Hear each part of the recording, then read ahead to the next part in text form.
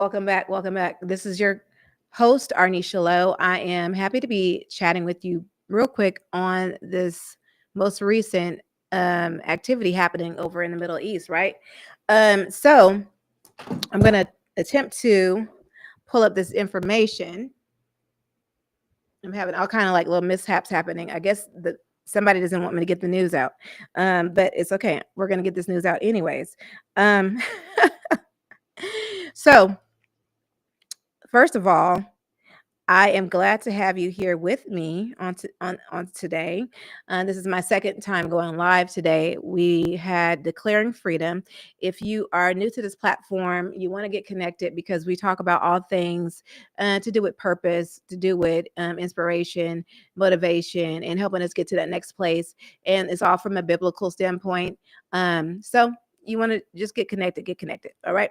So briefly, we're going to talk about some news that I just came across, and that is that Israel and Hamas have reached a ceasefire agreement designed to end the 15-month Gaza war. Wow. And isn't that something? It's a good thing, right? It's a positive thing, but 15 months of war, all of a sudden is coming up to an abrupt end.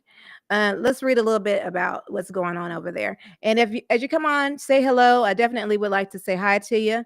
I just wanted to bring this information to you all as it has come to me.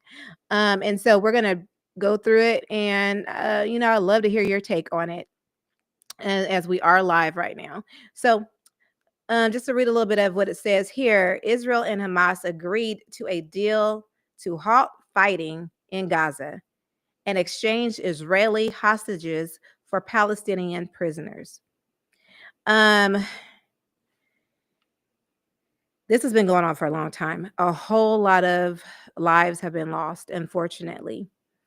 And it didn't seem like there was any end in sight, right? It just seemed like there was a lot of effort to try to bring about peace, but it wasn't seeming that it was actually going to happen anytime soon. Then all of a sudden, here we are talking about peace, which is good to me. I'm happy for it.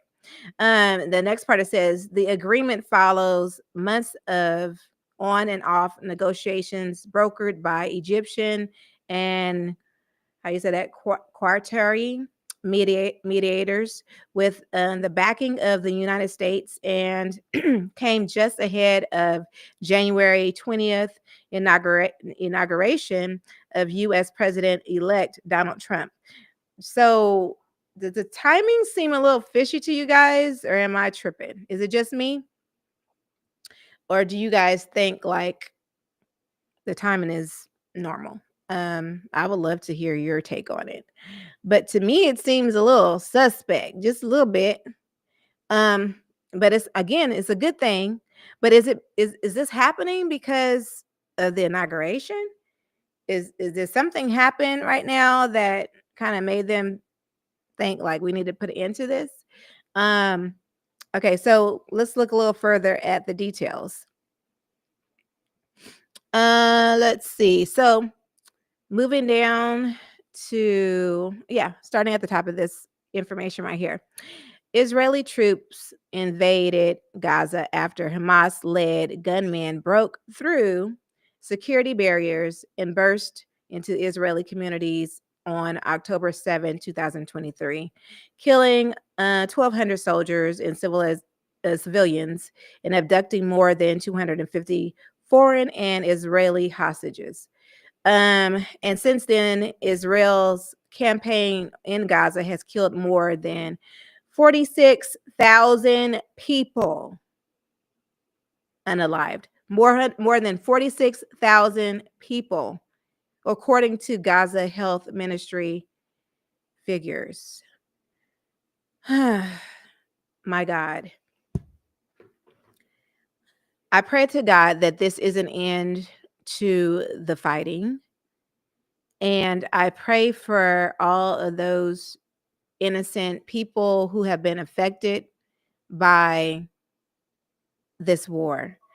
keeping in mind the war was brought on by not the citizens of Palestine, like the general citizens, but it was brought on by a particular group. And I could give you my views on it and all that, but I just wanted to kind of give you the general new news about what's happening out there. 46K in comparison to what, 1,400? That's pretty big difference. It's crazy, staggering. And those who speak out against what's going on over there, they have a hard time because the powers that be. But I will tell you one thing, God is still in control. I don't care what people think that they're doing. God is still in control, and truth will be revealed, put it that way. But I pray for peace. I pray for the innocent. I pray for those who, again, have been affected by this war. I pray for righteous people to take positions of power and for the unrighteous to be removed. I pray for God's will to be done in the earth. That is my prayer. So let us continue to pray for peace. Let's pray for the peace in the Middle East, the peace here in America, the peace around the nations.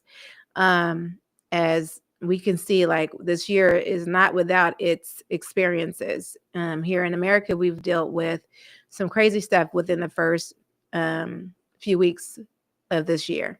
And so I'm praying for peace here as well. So I encourage you to pray with us, pray for the nations, and stay vigilant, right?